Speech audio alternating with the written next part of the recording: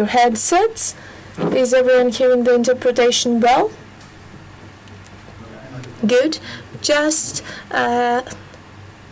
wait please for a minute because Valila is bringing my address.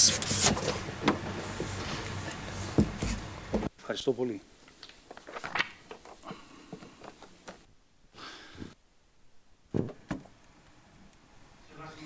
Your Eminence, Fathers, dear colleagues, friends, dear friends, allow me to start this opening speech on behalf of the organizing committee and the co-organizers of the conference, expressing our great happiness to be welcoming you in the Volos Academy of Theological Study, in our conference center on the occasion of the international conference entitled Orthodox Constructions of the East, a topic which is about the self-conscience and identity of the Orthodox Church, but also its present and future and the course of Orthodox theology in an ever-changing world. Volos Academy of Theological Studies has been around and operating for 22 years, and since 2014 has been recognized as a research center, and we feel very honored to have the privilege to host this conference and coordinate the network of cooperating Orthodox theological institutes that co-organize this conference. Apart from our academy, this network also includes the Orthodox Christian Study Centers of Fordham University in New York, the Chair of Orthodox Theology of Münster University in Germany, St. Ignatius Orthodox Theological Academy from Stockholm, Sweden, the Institute for the Study of Culture and Christianity in Belgrade, Serbia, the Center of Philosophy and Theology in Bosnia-Herzegovina, St. Andrew's Biblical Theological Institute in Moscow, the Romanian Institute for Inter-Orthodox, Interconfessional and Inter-Religious Studies in Romania, and the European Forum of Orthodox Schools of Theology in Brussels. This network, with the blessing of local bishops and a series of biannual conferences, seeks to critically approach our tradition and highlight the ecumenical spirit of Orthodoxy and its readiness to meet the current challenges in the light of the Gospel and the Fathers, but in a way that's consistent with the concerns and the language of the modern era and the current socio-cultural context. So far, 5 such conferences have been organized, the titles of which are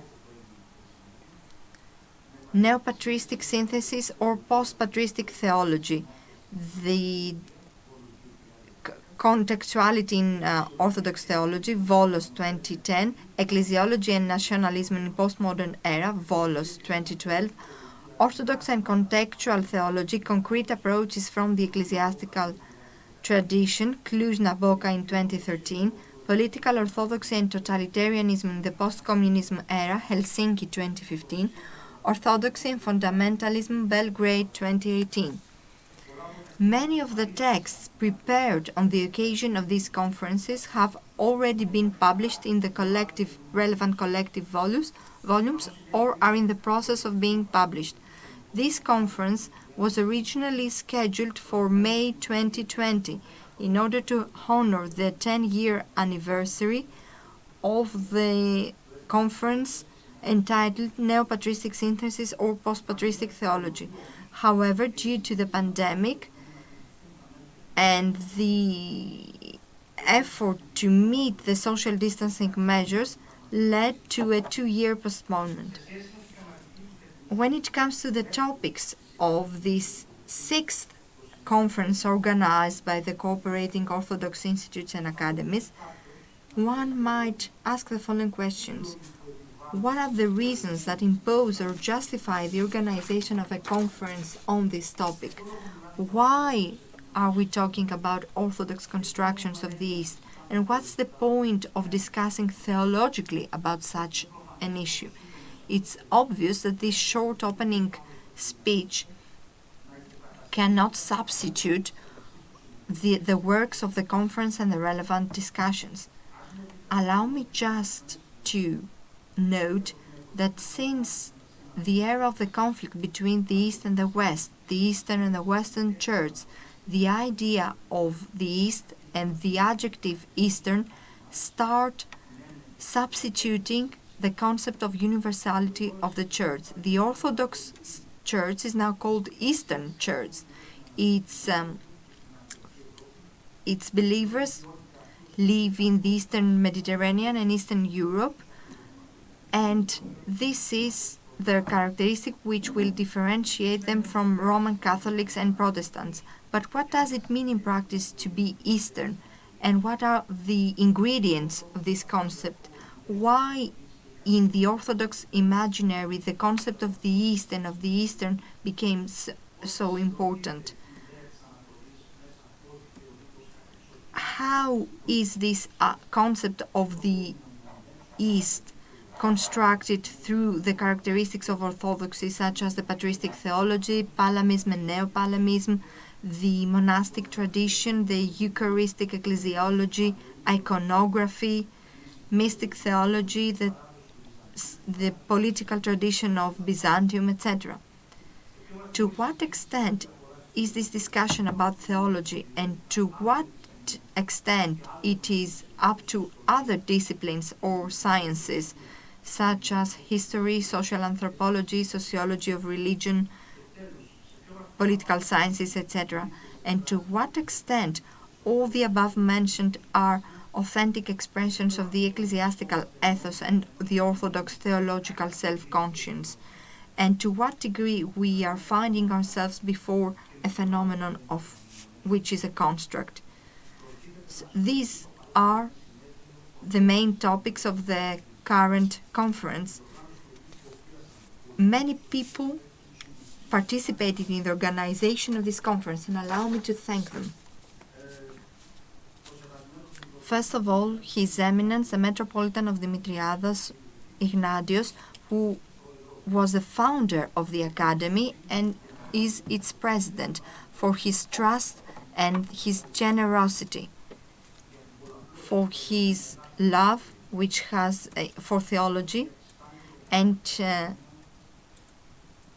for his very rare discourse skills. The entire board of the Volos Academy of Theological Studies for their multifaceted support and contribution, their ongoing trust they have placed on us. The people responsible for the conference center for their technical support, all the associates of the Volos Academy of Theological Studies, I won't mention them all by name. So all of them, for their enthusiasm, for their passion, for their cooperation, and for their tireless presence and work, even beyond working hours. Without their invisible work, we wouldn't be here today. Our technicians, which cared and for the live streaming of the conference in both languages, both in Greek and in English. The radio station of the metropolis of Dimitriada, which is also broadcasting our conference. Our interpreters that made possible the communication in both languages of the conference. Our distinguished speakers for their willingness to accept our invitation, to trust us and come here. Finally, I would like to warmly thank personally for the impeccable cooperation and understanding for more than 10 years, the partners of this effort and the representatives of the collaborating bodies. The Metropolitan of Peristeri, Grigorios Papathemas, which represents the European Forum of Orthodox Schools of Theology, Aristotelis Papanikolaou and Georgios Dimakopoulos from the Orthodox Christian Studies Center of Fordham University in New York, Assad Elias Katan from the Chair of Orthodox Theology of Münster University in Germany, Michael Yelm, who represents the St. Ignatius Orthodox Theological Academy in Stockholm. Father Vladan Perisic, who represents the Center for Philosophy and Theology in Bosnia-Herzegovina. Davor Zalto, who represents the Institute for the Study of Culture and Christianity in Belgrade, and all other partners who are not present now. For more than 10 years, we have been working together, inspired by the same vision and the same faith to the present and future of Orthodox theology, sharing the same concerns and care for the course of the Orthodox Church in an ever-changing world. However, possibly the most important element of this cooperation is the transcendence of any differences, national ones, cultural ones, linguistic ones. Most of all, we acted as Orthodox theologians, focusing on major issues of theology. This cooperation has been one of the most important experiences in this 22-year course of the Academy, and we are deeply grateful for this cooperation.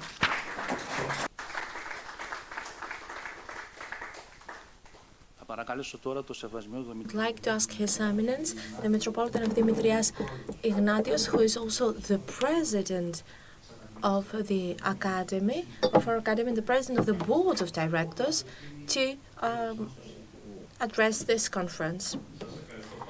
Thank you very much, and I'm really glad. It is with great pleasure that I welcome you to our conference, all of you, and specifically in this liturgic period of our Church that we experience with the Pentecost, with the presence of the Holy Spirit, which brings this Church together, which acts in our lives, and I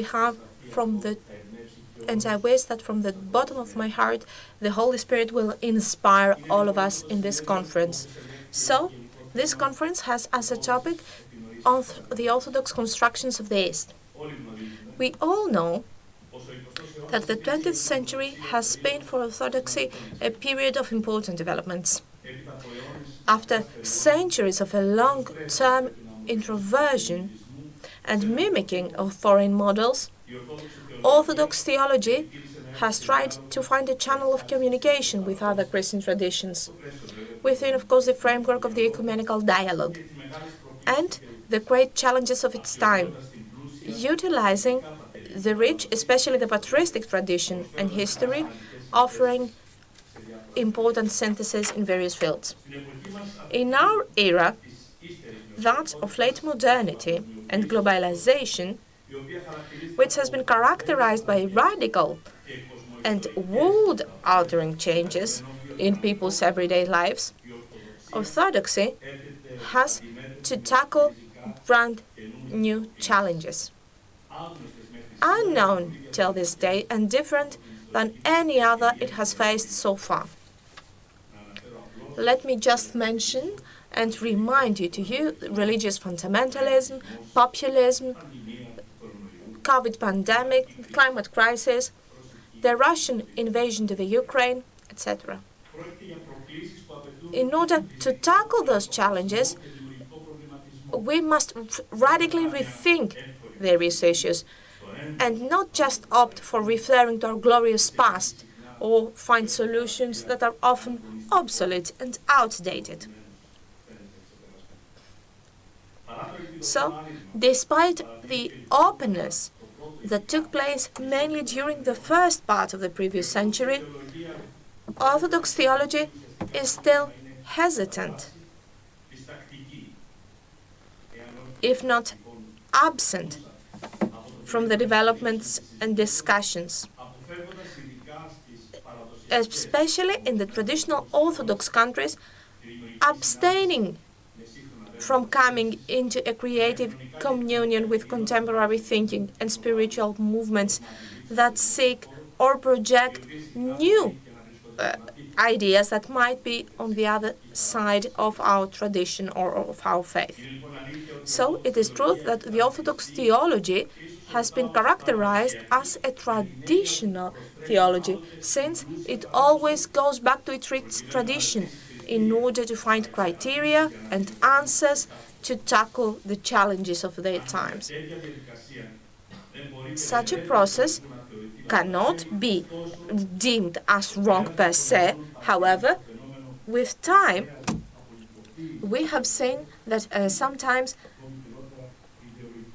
we have used some schemes of the past. We have been attached to methods or tools that bring us back to now dated theory, and which leads us to phenomena of secularization of the world of the church in our modern societies.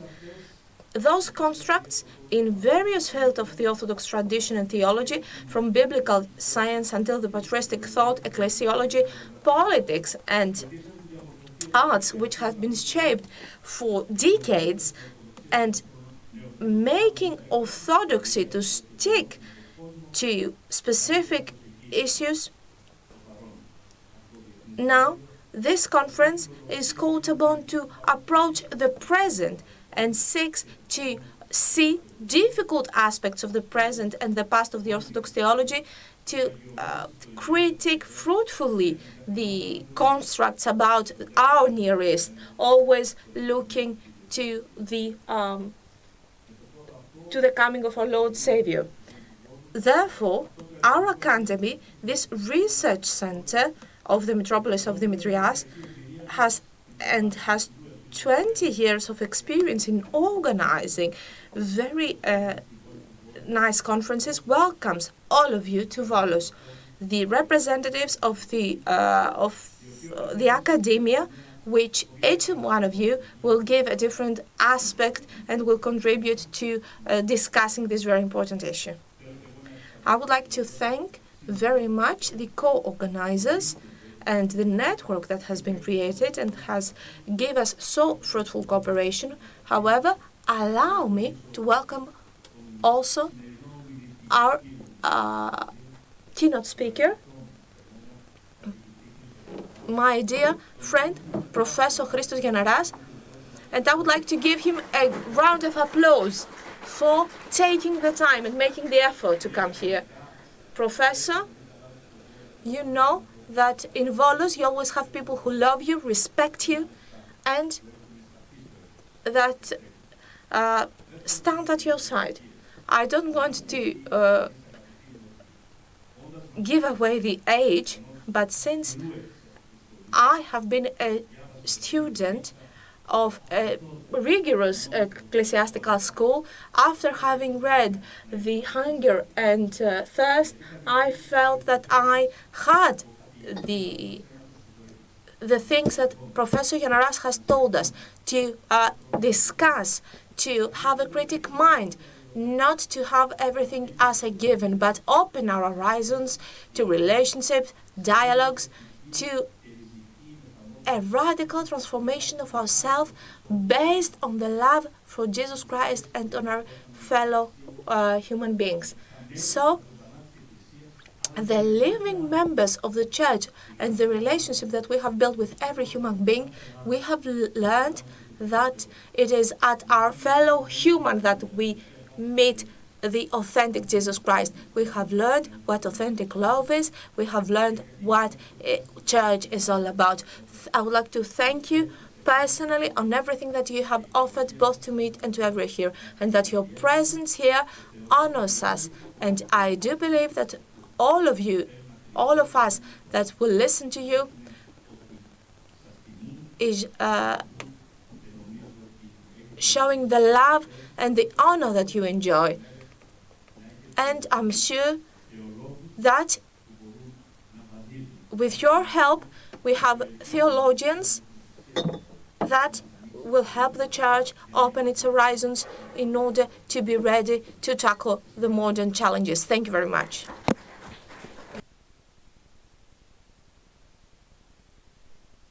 I would like to thank you, Your Eminence. I think that you did the best possible introduction and that you have talked about our keynote speaker. So we are really honored and really pleased that today's keynote speaker is Mr. Yannaras. I think that you all know him. I don't need to introduce him to you. He is famous, if I may say so. I would like to say that it is a great honor and pleasure to have him today with us. And it is a great pleasure that he accepted our invitation, because we always have the willingness to have an open dialogue, and we are open to critique.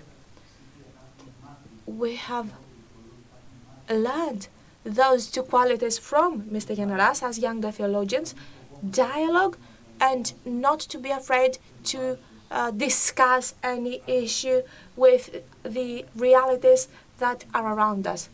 But also we have learned critique from him. Without critique there cannot be science or theology. I don't know if you prefer to stand or if you prefer to sit next to me. Okay, so please come here and join me, sit next to me.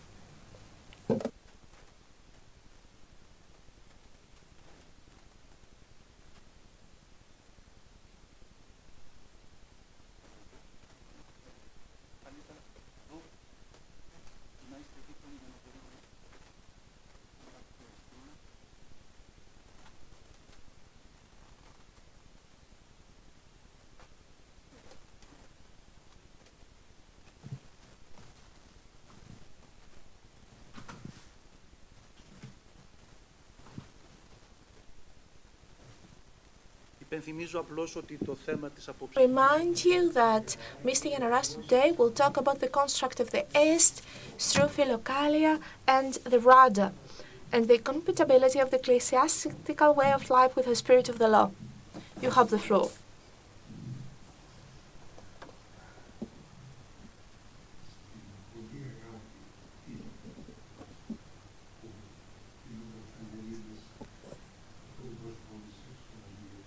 I know that His Eminence, both His Eminence and Dia Pantelis, have spoken with a lot of love about me.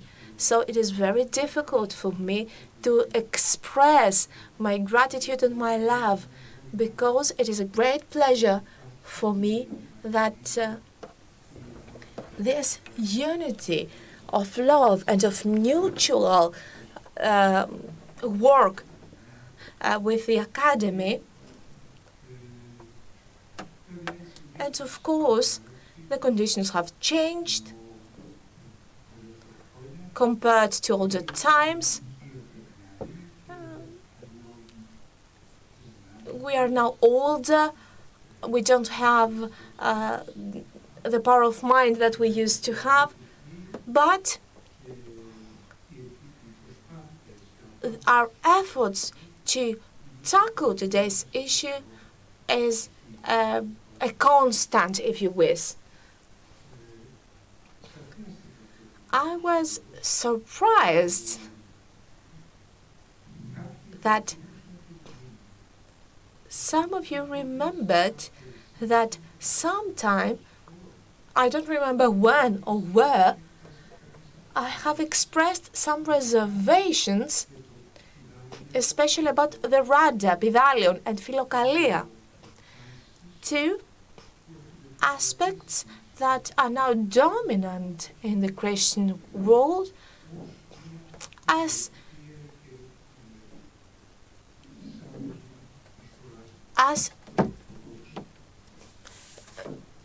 an Orthodox offering, if you wish. I have tried, I don't remember when, back then anyway, to show that some problems have been created with those two sources, those two ways, or those two mindsets, if you wish, to approach the church.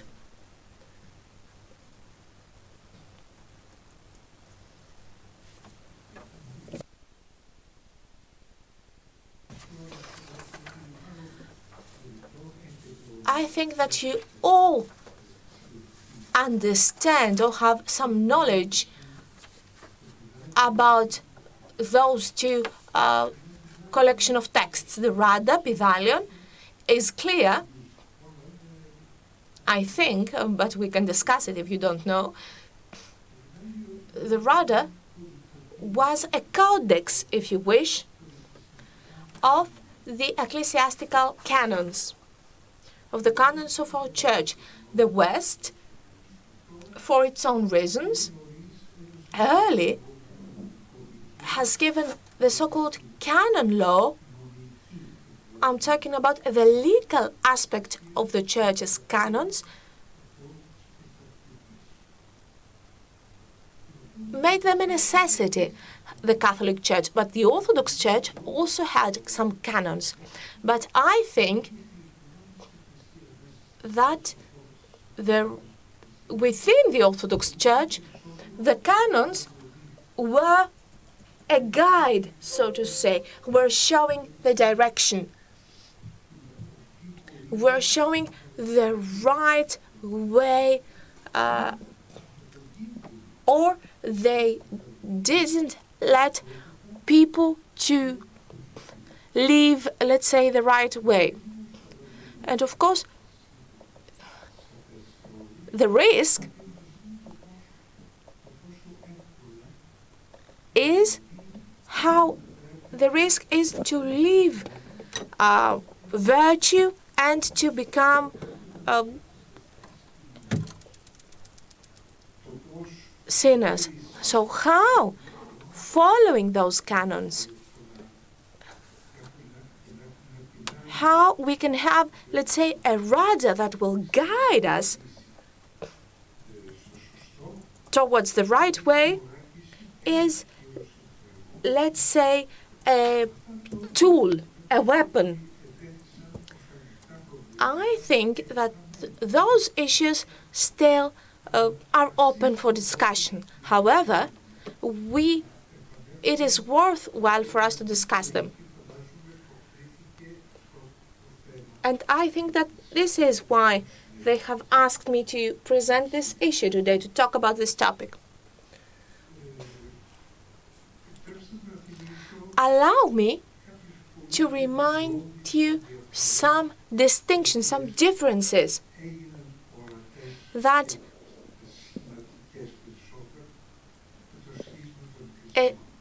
became visible after the schism between the two churches. Those differences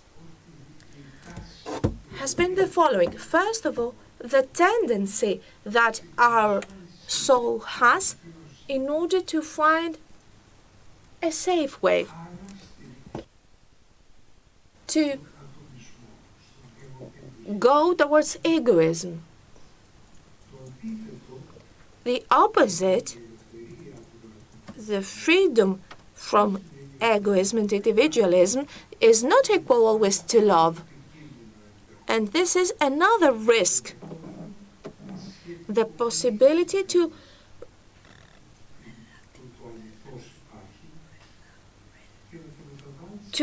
change the truth and make it something different from what our existence is.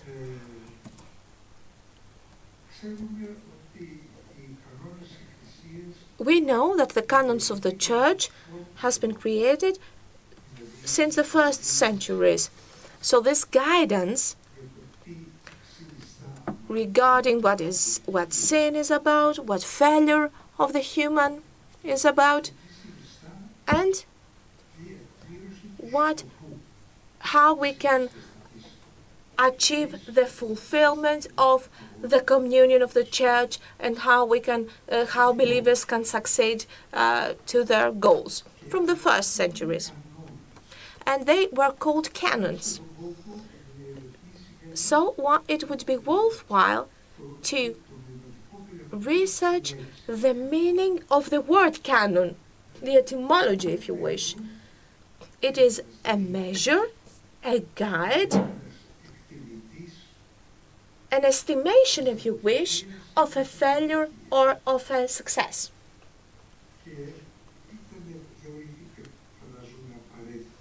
And it was deemed necessary since the beginning of the Church because human actions are not all the same. They are different, and it is rather difficult to show the motives behind those actions.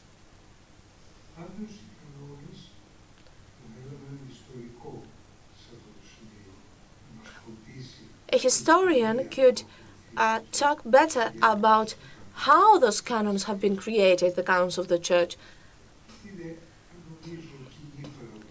It is common sense, it is understandable by everyone that the West, from the beginning,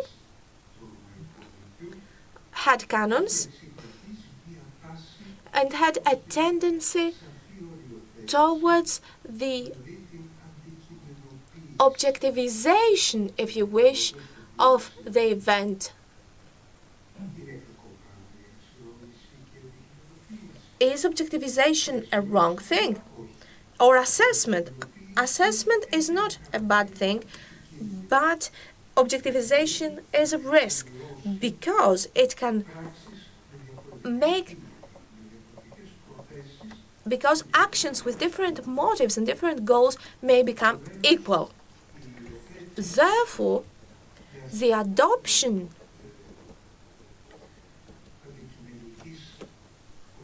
of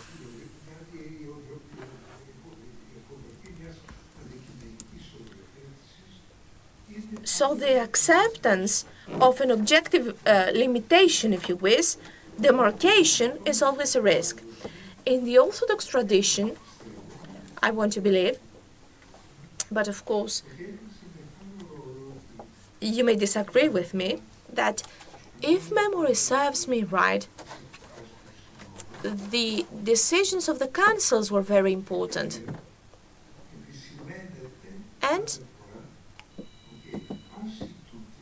every time it is made clear that the last word is with a priest, the father of the congregation, that accepts the confession of his children and may know the peculiarity of its specific case. Since the believers have different characters, have different family and social structure, etc. Therefore, in my opinion,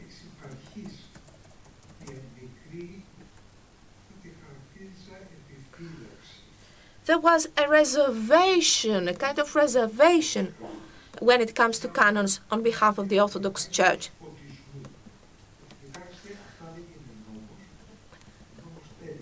The Orthodox Church said that we don't have laws. We want to seek the enlightenment. This is why we have those guides.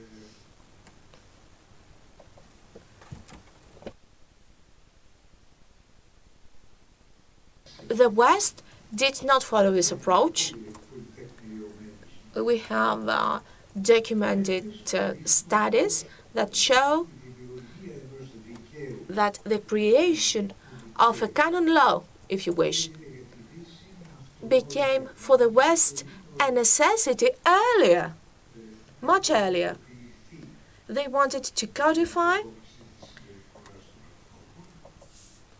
how people would behave. One might say, is this something negative per se? I would say that no. But I would suggest that there is a danger, that there might be a danger for an ecclesiological point of view, because every Christian should participate in the ecclesiastical body, which means that we should leave our ego behind and we should go along with the common will. So,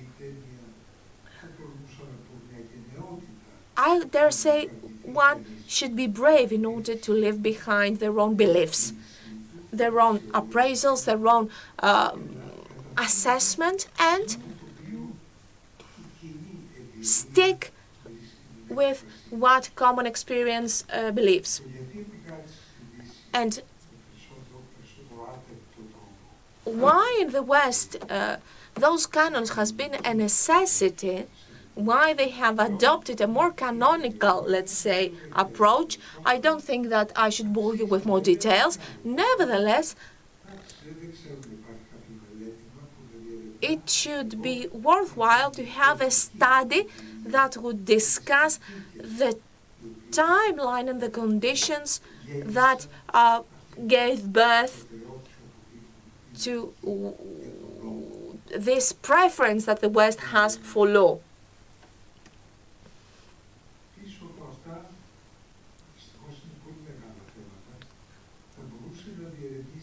One could also see the latent prerequisites of the Greek world, of the Hellenic world, versus the Western world. To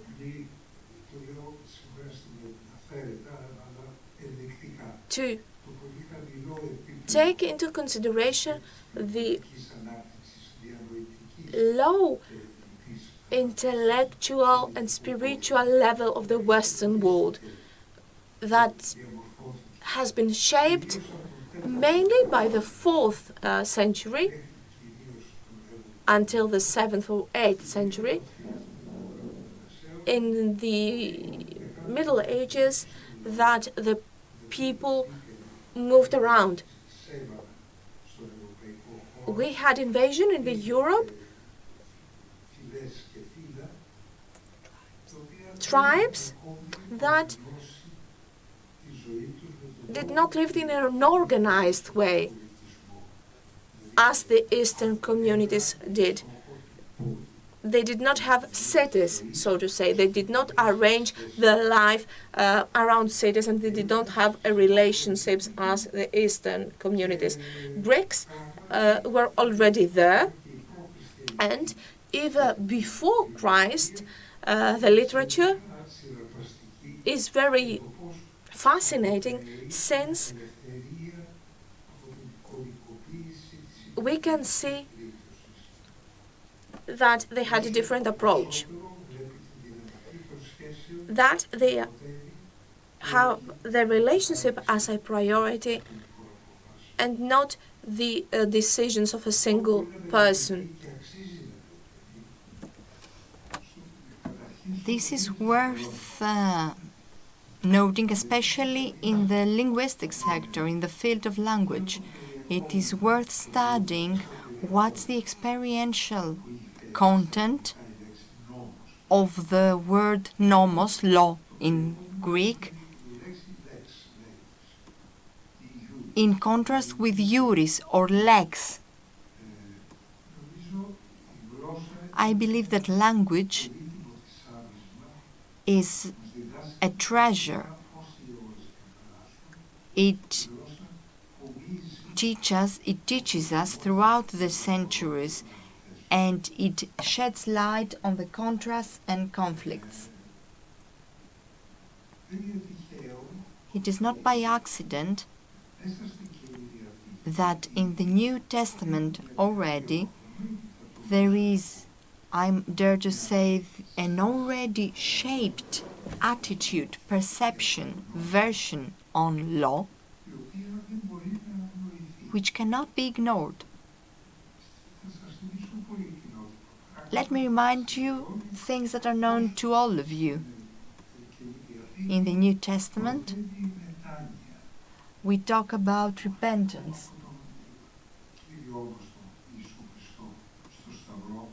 Jesus Christ on the cross, when talking to the thief next to him, is very indicative of what I have been trying to tell you. The thief tells him, "Lord, forgive me in your kingdom." And Jesus Christ does not say, "Come in 20 days,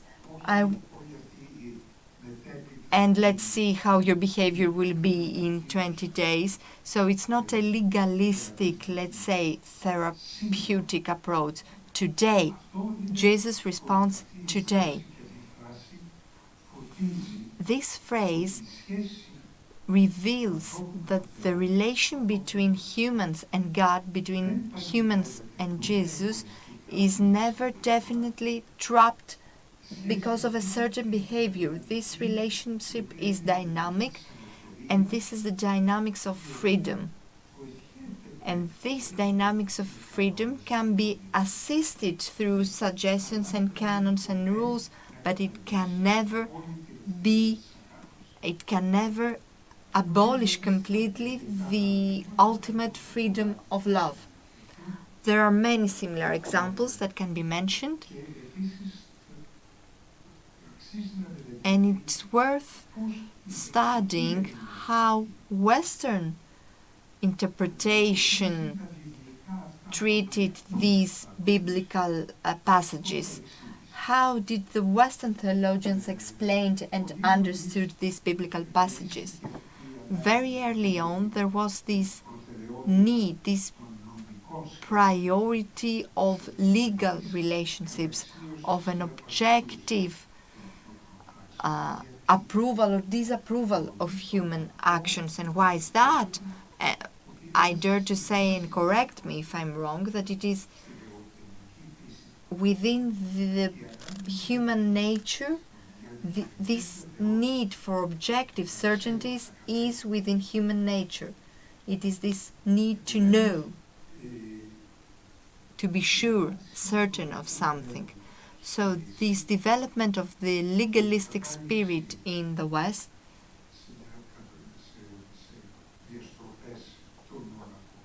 which led to some deviations, to some distortions that still torment millions of people. Just indicatively mentioning some films by Bergman or philosophical texts of the Western world. If you read them, if you watch these movies, you will find this topic of sin, of guilt, has always been one of the major issues of Christians in the West.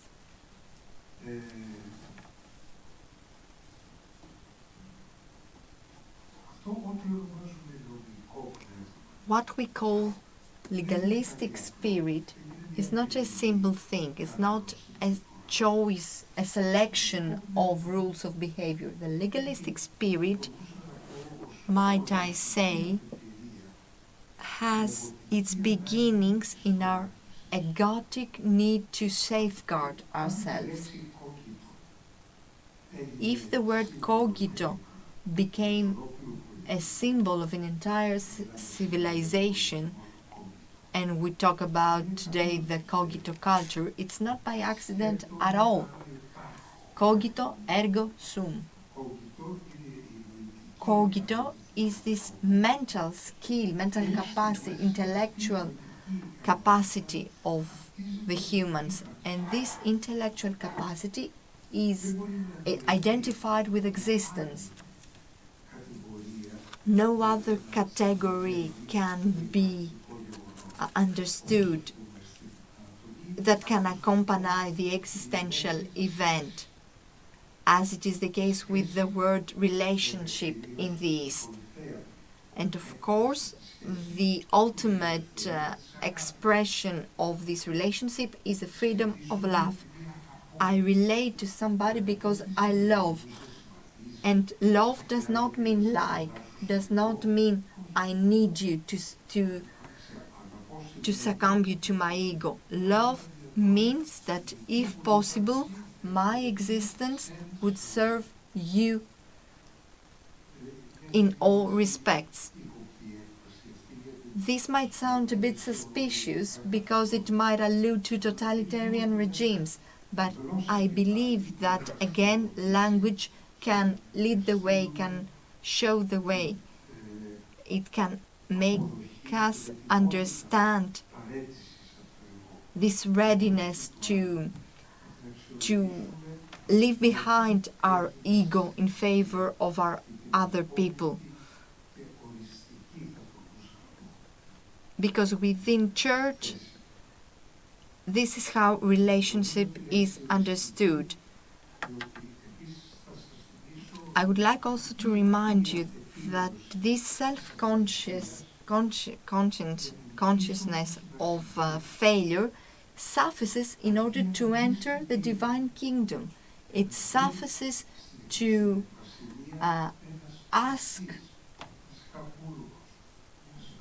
to apologize before Christ in order to enter the divine kingdom.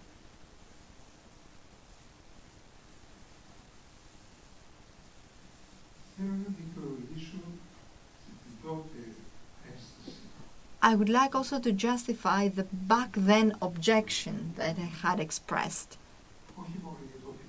Not only about Panteion. When it comes to the Rudder, the Panteion, I have said what I wanted to say. I might add something during the Q&A if there are any questions.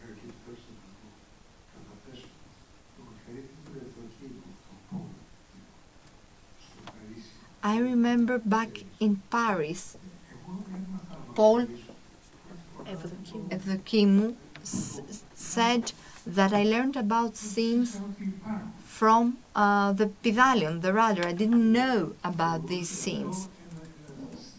And he thought that it was a negative thing about legalism, about the legalistic spirit served by the Rudder. Now let's go to Philokalia. Philokalia as a word has a completely different perspective.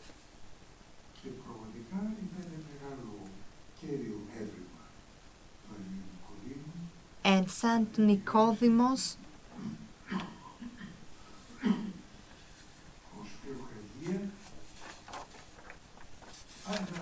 to name Philokalia, this anthology of patristic texts, which most of them refer to the behavior and the way of participation to the body of church. Philokalia very quickly,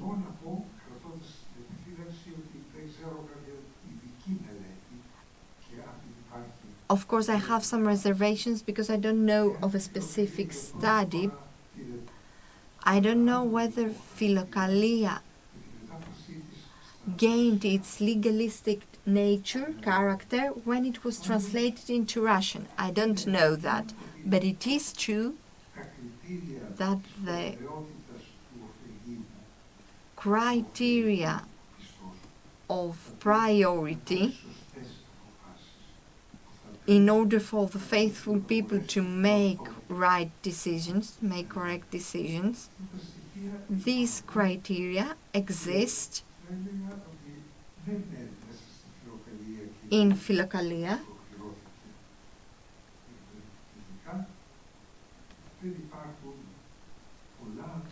but in Philokalia there are not many texts, there are not many expressions on the ultimate priority of love, of this freedom from our egos. But it is lurking. At least this is how it was expressed in our days, this effort to translate Philokalia in European languages. In my opinion, this translation happened very quickly and rather not taken seriously. It was not worthy of the seriousness of this endeavor. The West saw in Philokalia a code of canons, a code of rules as those already developed in the West. I think it depends on the prism and the preparedness and the readiness of the reader when reading the text of Philokalia. I cannot deny that in many cases, in Greece as well, in specific environments and surroundings, Philokalia has this legalistic character, a tendency to dictate behaviors. But it is worth further studying whether this is developed obligatorily or whether this is a relevant rather approach. Excuse me, maybe I have been jumping from one topic to another, but this is just an introduction for the discussion, because it is the discussion that is the most important part.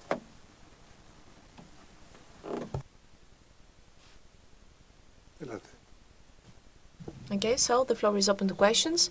Thank you very much, Mr. Yannaras.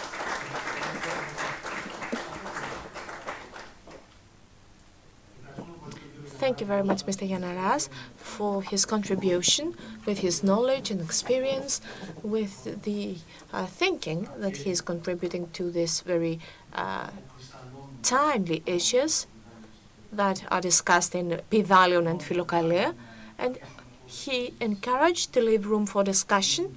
So the floor is open, and please, if you want to make a remark or a question, raise your hands. We have a microphone that will travel 2 microphones, both on your left and to your right. Mr. Yagazoglu.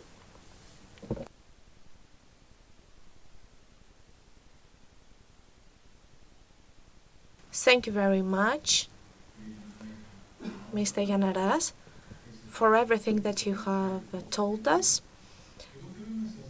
I want to ask you the following.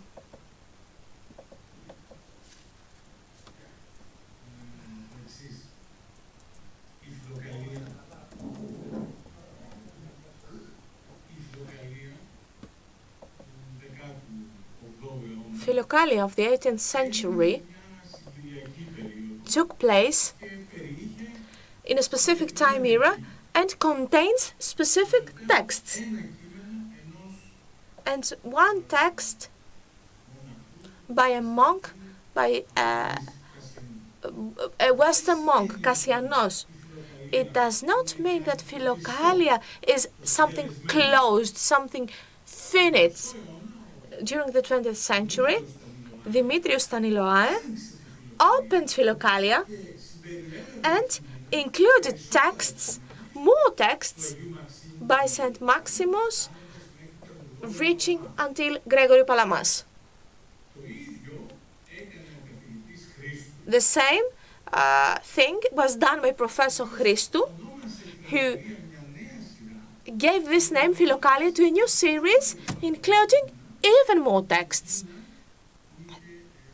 compared to the one that was added by Demetrius Staniloae. So my question is the following. Maybe Philokalia is not something closed, but something that we ought to come back to, update it, to open it if you wish, since in any other case we will have to discuss about the stability of those texts, about the fact that they express only one road, when those openings, with those 2 examples that I am bringing to the discussion, enrich, if you wish, and I'm asking that because during the past you were very strict, if you wish, and you criticized this collection of texts. And I would also like to ask you the following, something more specific about the Russian translation of Philokalia. I think that we should stick to that point. Some people say that in the Russian translation we have more texts that are more towards morality, if you wish, and texts that relate to that legalistic approach, if you wish. And I'm referring to Panteion, to the Rudder. We know that Philokalia did not affect the Greek Orthodox academia, because we have only 3 editions, the second after 100 years after the first and the third the same, while in Russia things were very different. So if you please make a short comment on my remark. Thank you very much. No, thank you, but I don't have I cannot answer to that question now. I think one needs to do a specific study to research this issue in order to give an answer.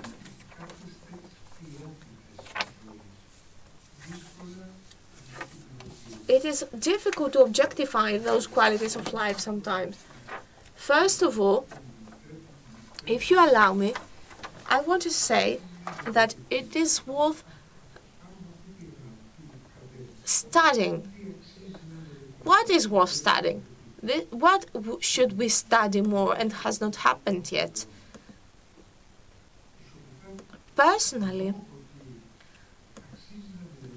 I believe that it is worth studying the sacrament of Holy Confession.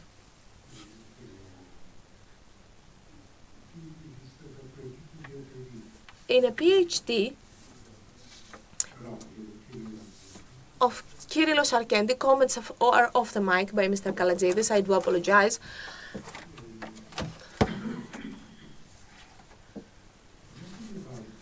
So in this doctoral research, we can see that,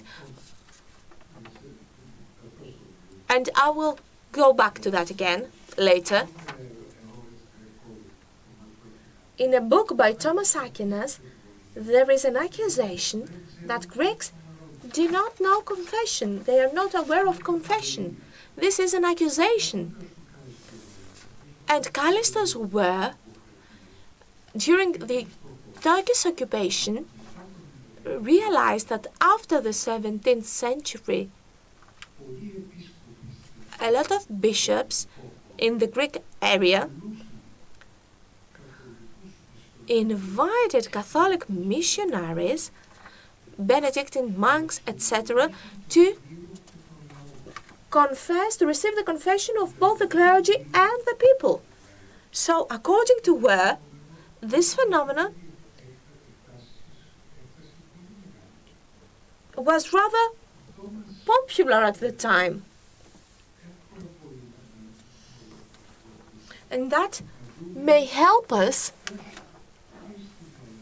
understand that our generation, even in our time, confession has a legalistic character, if you wish. In the Russians, this is evident. They receive confession within the liturgy after receiving communion because they want to be clear without sin in order to receive forgiveness for everything. And moreover, according to Ware, and introduced by the Catholic version of confession, is how many times. The quantification, if you wish. Sin is not judged per se, but on how many times one has sinned or how many times has one confessed. In my opinion, confession as we know it today, as this legalistic character that it has and allows us to be freed from sin, I think that it was introduced by those movements that appeared in Greece starting in the beginning of the 20th century. So,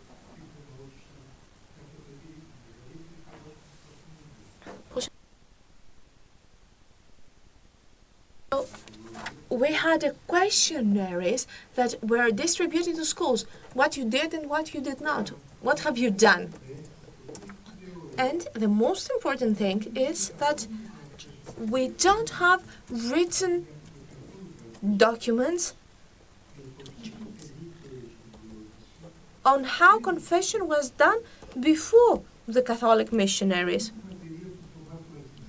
We have the witness of Thomas Aquinas in Contra Errores Grecorum, his work, and one of the accusations against the Orthodox is that they're not aware of the confession. They do not go and confess, and the clergy do not receive confession, which means that confession, as it was known to Thomas Aquinas, was not popular in Greece. So, which kind of confession do we know?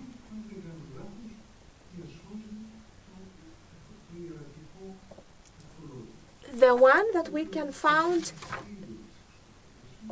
in specific ecclesiastical books, which says that if someone is coming and asks for a confession, the father is wearing specific clothes, receives the Holy Gospel, gives blessing, and reads the blessing and is listening to what the believer has to say. This is a witness unbelievable, in my opinion. Which means that since you came here, the sacrament has already been concluded. You are now free from sin and from your guilt. If you need a guidance, and what does guidance mean? Which means that your father, your priest, should show you your motives, because sometimes we do something bad, but we think that we are doing it for the best, or because we are misled from an expectation. So this legalistic character that confession has now in Orthodox churches is not by chance, in my opinion. That in this case,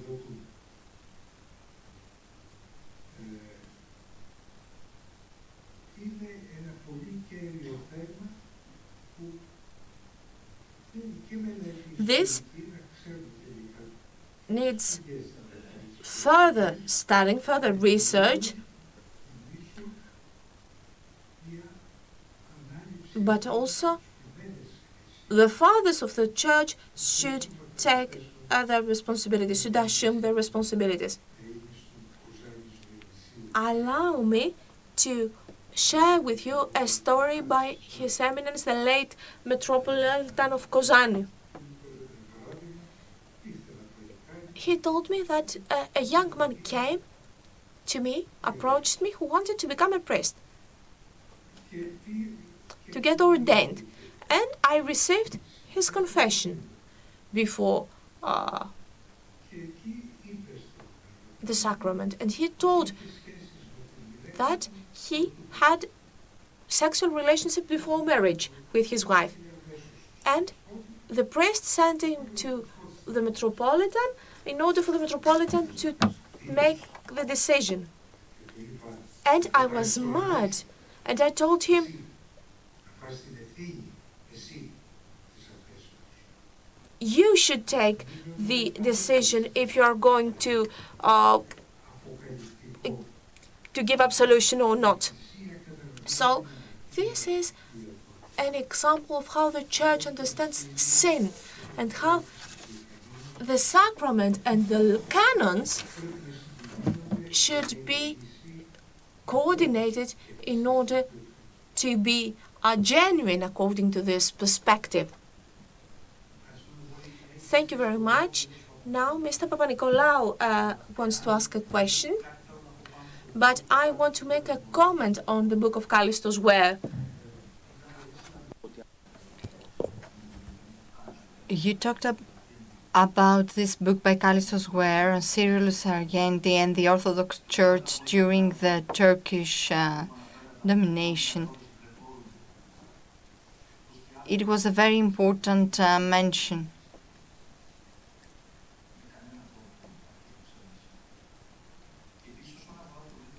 When it comes to the book of Christos, where about the missionaries that went to the Aegean Islands to receive confessions, this shows something else other than the evident Western influence exercised.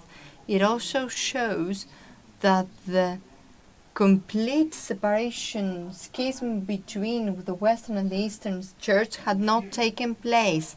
There were still some channels of communication.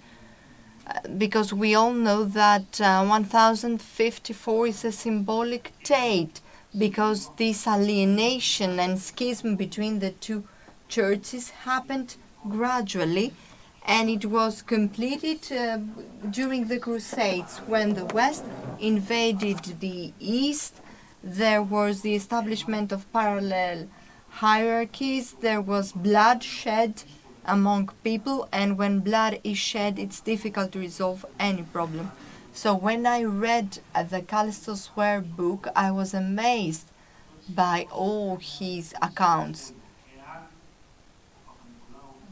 If Mr. Papanikolaou would like to speak about the same topics, please feel free to do it. Yes, allow me just to make a comment on Philokalia. What Stavros says is very useful on how Philokalia expands in the case of Panagiotis Christou or the Russians, etc.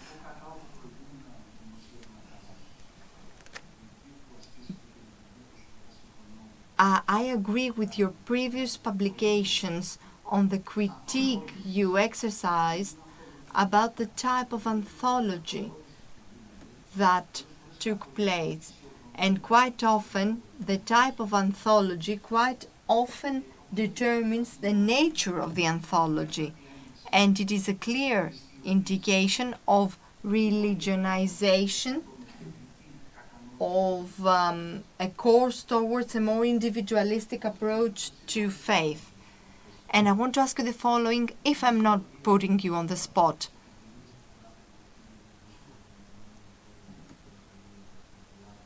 You wrote some text in 1979, 1980 about Philokalia and its importance in Greece, and 20 years later you wrote some critiques on that. What happened in the meantime?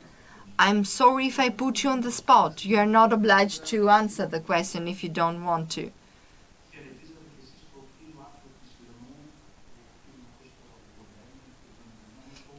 I believe that it was in 1980 that you welcomed the article published in Le Monde. And the article started with the following phrase: we welcome the adhesion of the Philokalia country into the European community. So whether it is... you had a more positive approach back then, and 20 years later you exercised some critique, and I quite agree with it.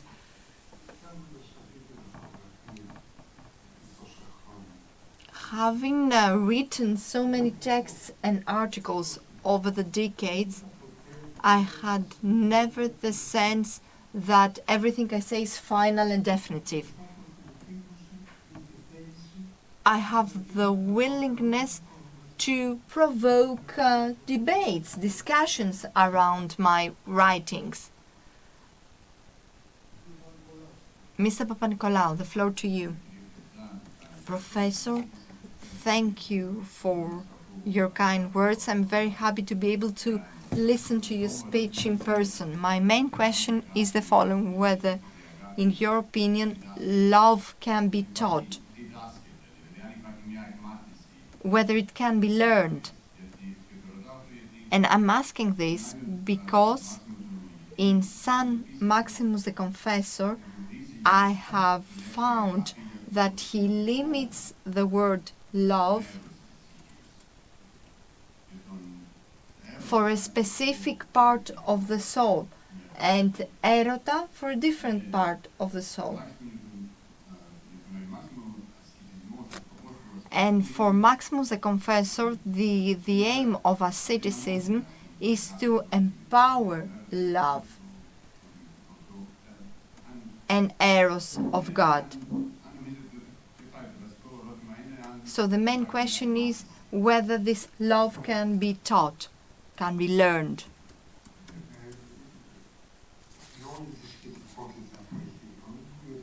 Of course, any opinion I offer is very relative.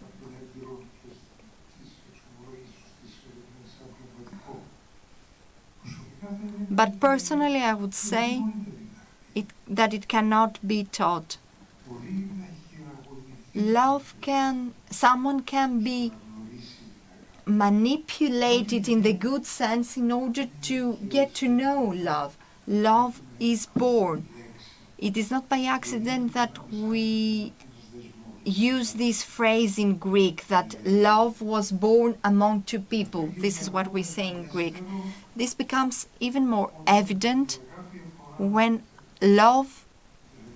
this love is about two heterosexual people, so it becomes eros. In many cases, the word eros in the Western world, it was used in a scandalous context, in Puritan writings. But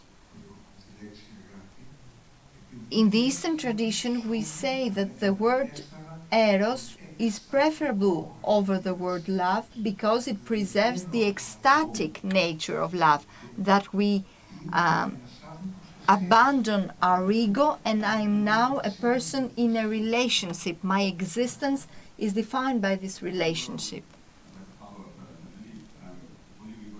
Very quickly, just a follow-up. I think I agree with you that love is being born, but today we have this visionary concept of love, that everything can happen when there is love, etc.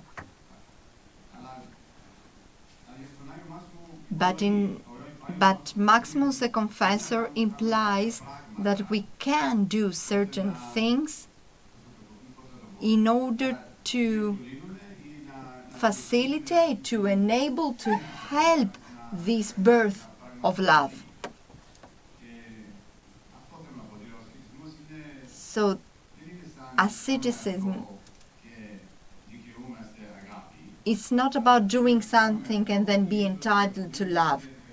It is about doing something in order to facilitate the process of love being born. What you say is very important, very crucial, and the ideal term is precisely birth. Love is being born through self-denial. It is dependent on self-denial. This is why Apostle Paul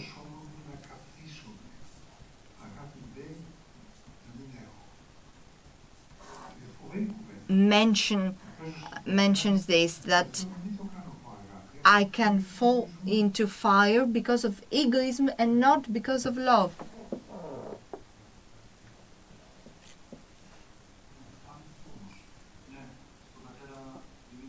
The floor to Father Demetrios.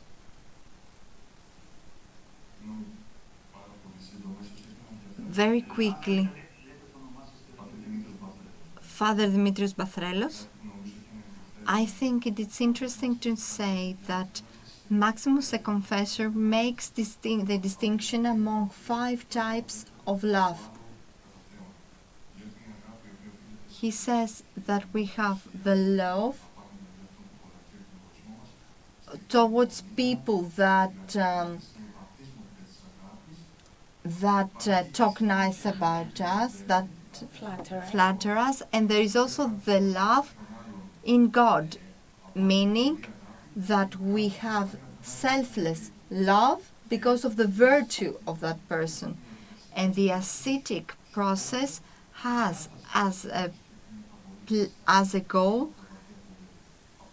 to turn any type of love into this love in God.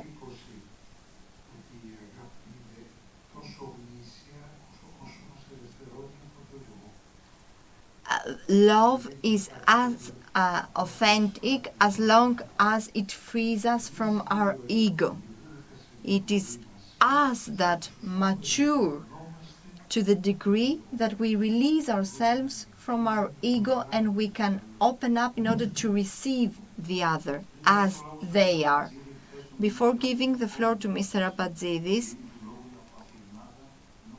I would like to make a correction.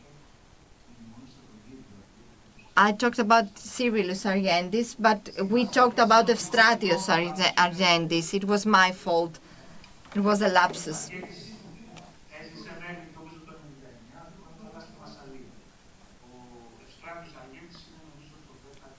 Evstratios Ariendis lived in the 16th, 17th century. Thank you for correcting my mistake. The floor to Mr. Abatzidis. Thank you. Thank you for your speech. I would like to express two concerns about both pillars of your speech. I'm not an expert on holy canons. I'm not a canon law expert. I have an idea about why St. Nicodemus developed the Rudder, but maybe it's not a full one. However, browsing through the Panteion, we can see that the Rudder is a corpus of canons which lack homogeneity, meaning that there are canons that are the theological result of certain ecumenical councils that address doctrinal issues, and there are also very practical canons that were dictated by the need to bring together certain groups that had the ambition to dominate over other groups, etc., etc. There are canons that clearly are not used anymore, and this has been the case for many years. So my question as to the first part of your speech is the following. Is it the fault of the Rudder as a collection of texts, or should we ask ourselves whether we lost this prophetic spirit of the Church?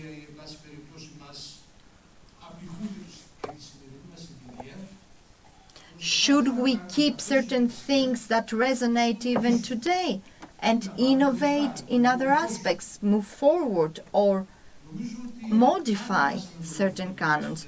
I think that we lost our prophetic spirit as a church, and for more or less obvious reasons, we understood tradition in the wrong way. And the second, may I answer? Because I will forget afterwards. Look,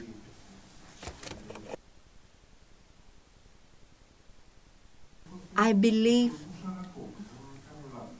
I might be wrong, but I would dare say that there is a need, an egoistic need to be able to assess and prioritize my virtues. And my sins. I want to have certainty around them. And this is a certainty that comes from our ego. This is why I need the rules, the canons.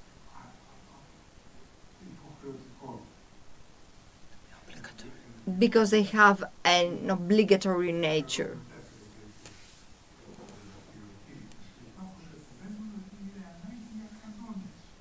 There are many priests that advocate for rules, and however, when we abide by rules, we nurture our ego.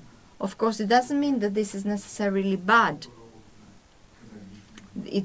We shouldn't just abolish all canons, but this entire story is about how we use the event of the relationship. Do we abandon ourselves in the love of God, in the love of our brothers and sisters? Or do we want a prescribed code that will free me or punish me, will provide me absolution or punishment? Because quite often punishment serves as a way to calm and tranquilize our soul in order to free us from guilt. These are very, very subtle nuances. And what's admirable about the Church, in my opinion, is that the Church tries to avoid putting things in molds, in stereotypes. There is a flexibility and agility that it should not be mistaken as lenience. It doesn't have a legal nature that we turn a blind eye. No, we embrace everything. Church embraces everything. It does not turn a blind eye. When I love somebody, I love them as a whole. I love my child, even if they are not acting in the way I would like them to act. Do you agree with that? Yes, clearly.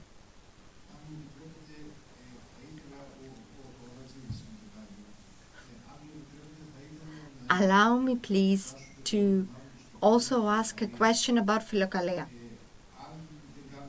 If I'm not mistaken, you drew a parallel between the Rudder and Philokalia, that there is also an individualistic element in Philokalia, and this is a reservation that you've been having for many decades.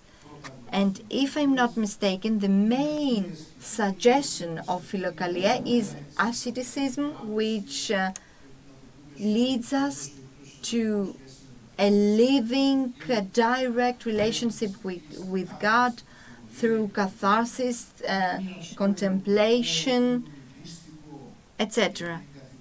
Is it this individualistic and legalistic because a vertical relationship between the humans and the God is built?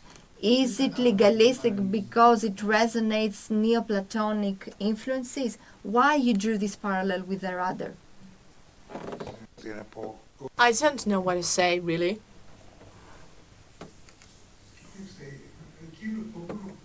The only thing that I can say to answer to your question is that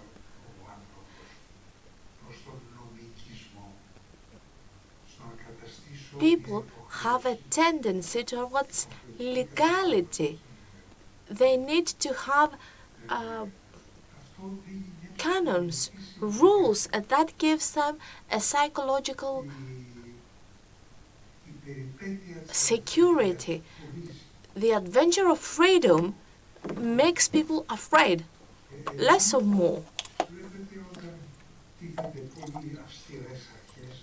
And when we have a lot of strict principles, we say for a person that he is a very strict person, has a strict morality. They have an ego which is guarded. If the relationship is not in danger, the real self-denial cannot be born in order to give birth to love.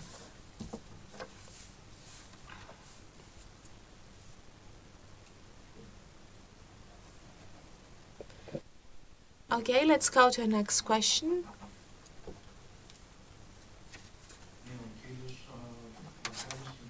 Mr. Frathelos and then George Thimakopoulos. Professor, thank you very much. I'm a theologian, Christos Frathelos. If this parallel that you draw between Philokalia and the Rudder, we see that the rudder is rather stiff, since you have said that canons fit our ego. And maybe Philokalia is a new anthropology, if you wish, a new way of loving other human beings, and this is why it's more flexible. I cannot help but wonder at the hands of a non-mature priest who is not mature in the sight of God. That flexibility of Philokalia might be dangerous, a dangerous tool, this approach of Philokalia. Philokalia gave birth to economy, as you have said, regarding the bishop who said, it is your decision, not mine. A lot of times, fathers of the church said, I give you absolution. This is my decision, not yours. But what is that it is the wrong decision? Maybe we believe that we are better than we already are, and we believe that it is our decision, while it is not. I imagine that a relevant expression is not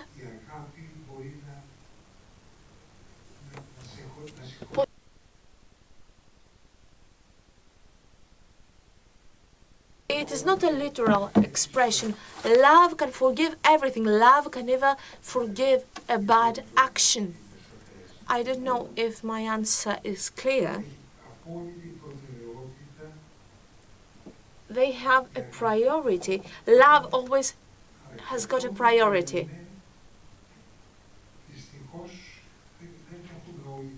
Unfortunately, we are not mature to understand what does I have love means.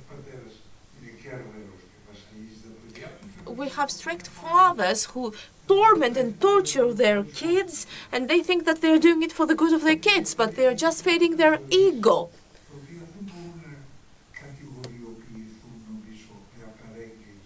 We cannot categorize everything and put everything in the same group. Confession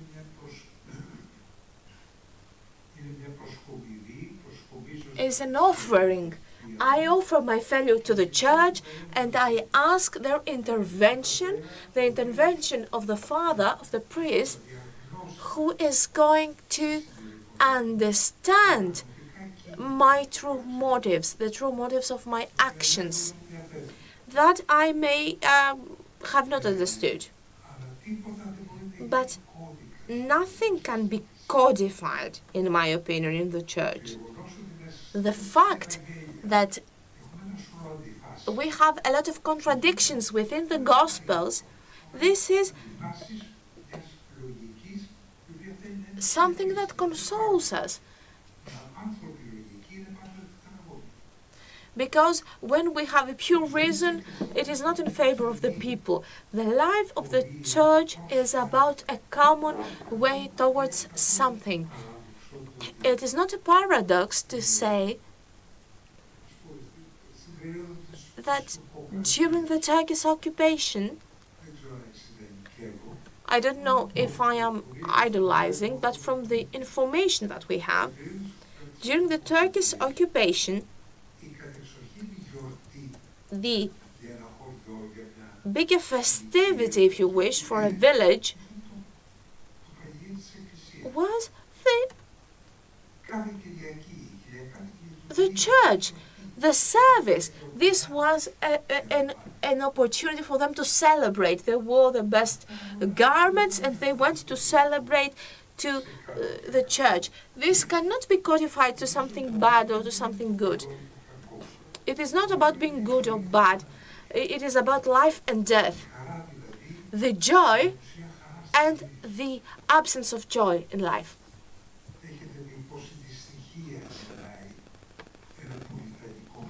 Have you seen the unhappiness which is born by a very strict environment, when the tradition is a very strict morality? This is unbearable. or if the families are very strict, this is unbearable. I think we're talking about life, so we should be flexible.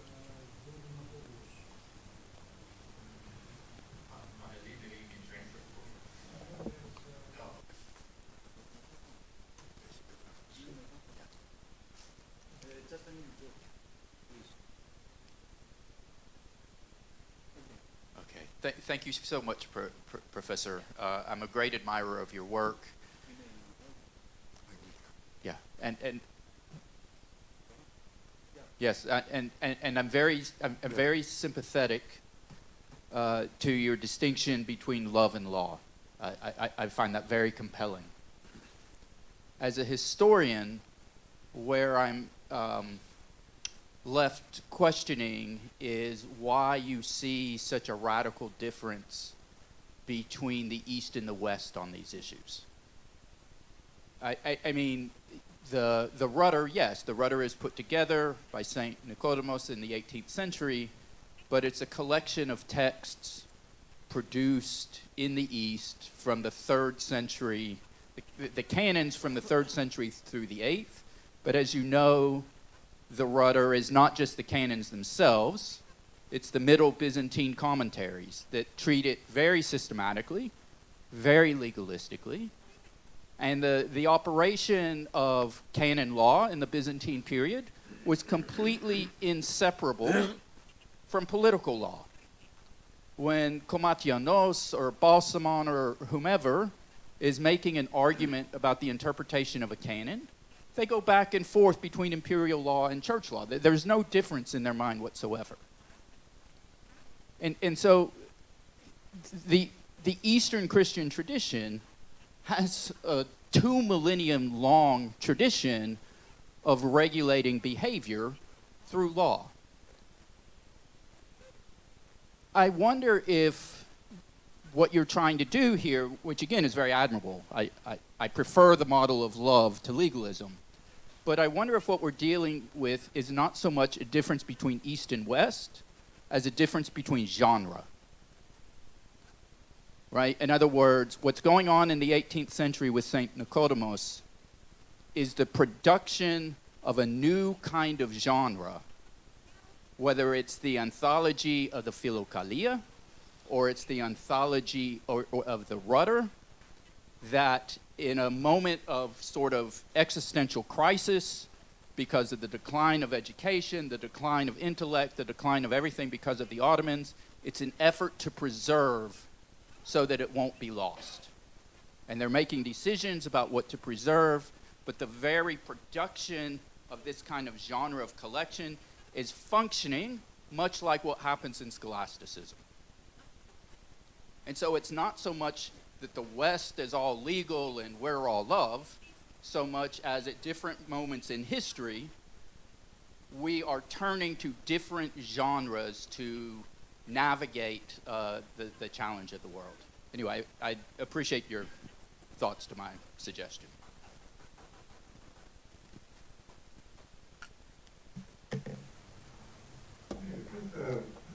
Yes, I wouldn't disagree with what you have said, but I cannot leave the reality, historic reality aside.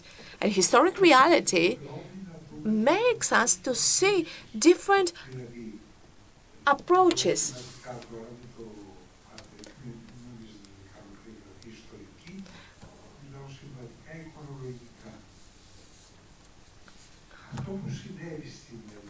What happened in Europe, starting from the 3rd and mainly from the 5th century, this radical change of population, new populations, new tribes came and resided in societies which have been very progressed compared to the level of the barbarians, as they were called by the Greeks.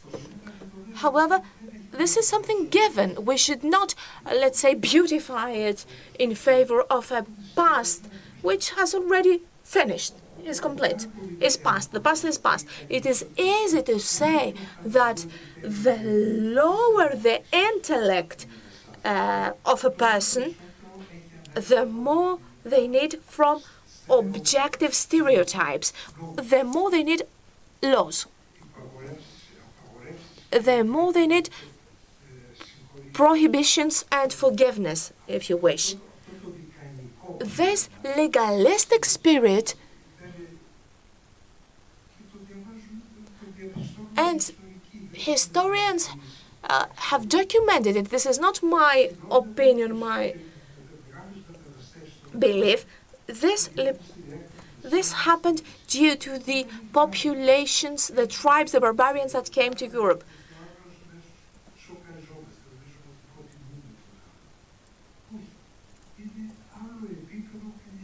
They had a different educational level, and the fact that they were baptized, those people were baptized as Christians,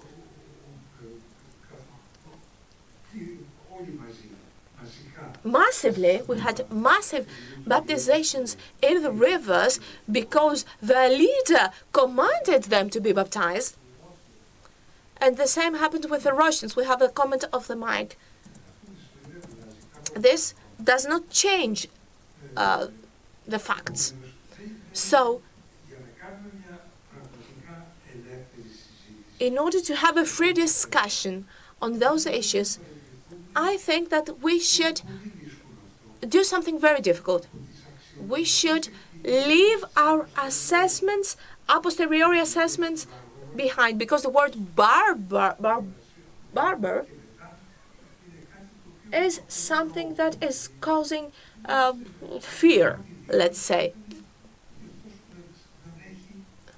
But the first meaning was that those are the ones who do not participate in the Greek education. They did not know Greek. They did not know.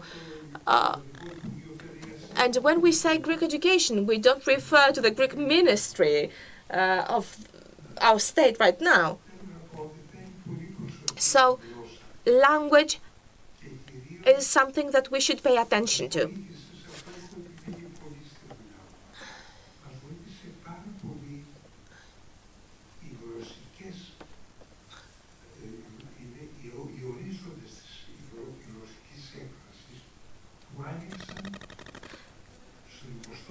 In the 20th century, the meta-modern physics has helped us a lot towards this direction.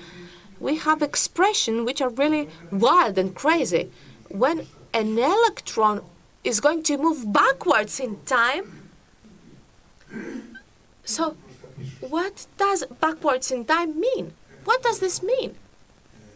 Anyway, this was just an example to let you understand that language is serving our expression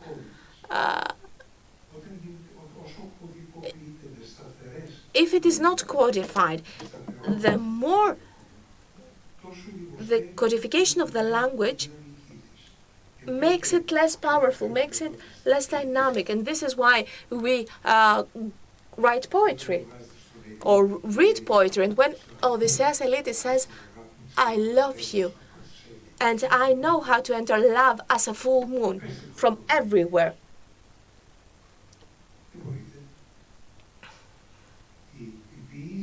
Poetry has an imagery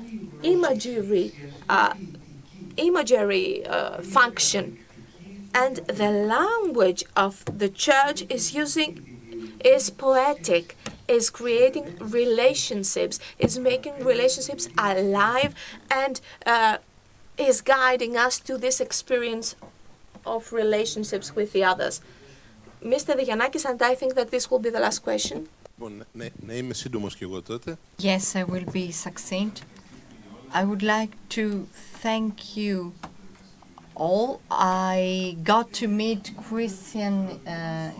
Christianism through your books. I would like to ask the following question, which is relevant to Mr. Dimakopoulos' question. Are we sure today that the East is an analytical category? Is it something that we can define as Eastern? Mr. Yagazoglu said, for example, he talked about the Russians. Russians are in the east geographically, but their way of thinking is much closer to the west, even though they are Orthodox. Also, Sufis or Buddhists, where are they placed? Are they Eastern as well?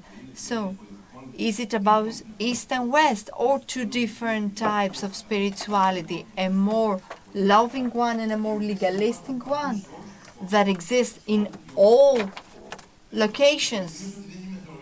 I'm not a theologian, just to clarify this. You're absolutely right, and I would say that the words you used, East and West, are indicative of finished events that cannot be updated.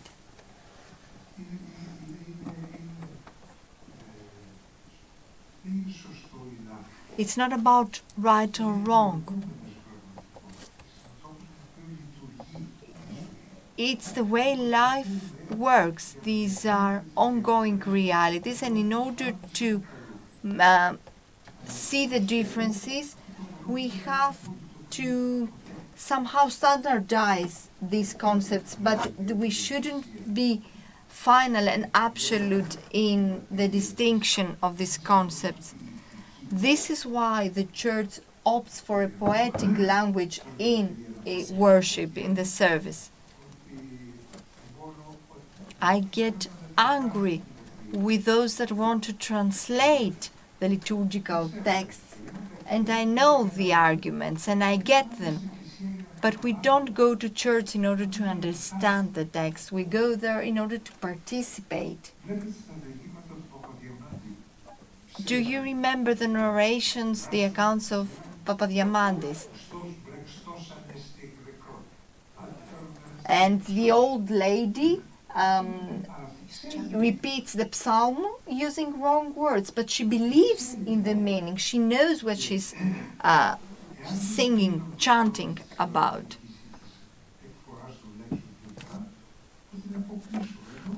But if we stick just to the right way to pronounce these words, we will exclude this lady from the church. And that's not the point. So I would say that a practical conclusion, a very substantial one, is to insist, which does not, of course, exclude the translation of the liturgical text, but poetry is the priority and not understanding. This might sound scandalous to you. You might believe that nobody understands, but understanding will come as a result. Understanding is not achieved by following a recipe. Understanding is achieved through the service and the participation. Allow me a final comment before concluding this session. It is somehow relevant to what has been discussed. An aspect of this topic, Orthodox constructions of the East, is about the following element. And I do believe the Philokalia and Rudder examples are useful here. It is the need of us, the Orthodox, a need that comes from the history. History has not been tendered to us. History has crushed us and deprived us of many things. And quite often we are looking for something to hold to.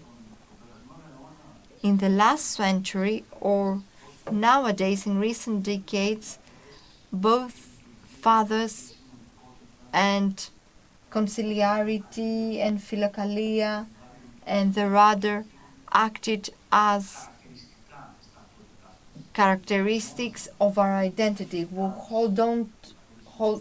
held to them. We thought that Philokalia is ours, Rudder is ours, but we are finding out that these are common goods shared by others as well.